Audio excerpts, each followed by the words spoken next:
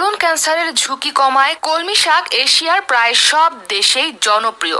সবুজ এই শাকে প্রচুর পরিমাণে ফাইবার, ভিটামিন এবং খনিজ পাওয়া যায়। নিয়মিত খাদ্য তালিকায় এই শাকটি রাখলে বিভিন্ন ধরনের স্বাস্থ্য উপকারিতা পাওয়া যায়। যেমন কলমি শাকে খুব সামান্য পরিমাণে ক্যালোরি থাকে, এটি ফাইবারের দারুণ উৎস। নিয়মিত এই শাক খেলে শরীরের অতিরিক্ত ওজন কমানো যায়। কলমি শাকে উপস্থিত ফাইবার কোষ্ঠকাঠিন্য কমাতে দারুণ কার্যকরী, এটি হজম শক্তি বাড়াতে সাহায্য করে। নিয়মিত এই শাক খেলে কোলন ক্যান্সারের ঝুঁকিও কমে। নিয়মিত কলমি শাক খেলে হৃদরোগ জনিত জটিলতা ও স্ট্রোকের ঝুঁকি কমে।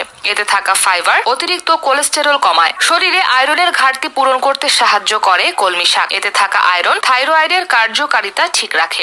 এছাড়া বিপাক্রিয়া বাড়ানো, তাপমাত্রা স্বাভাবিক রাখা এবং লোহিত রক্তকণিকা উৎপন্ন করতেও কলমি শাকের জুড়ি নেই। কলমি শাকে প্রচুর পরিমাণে ভিটামিন এ থাকে।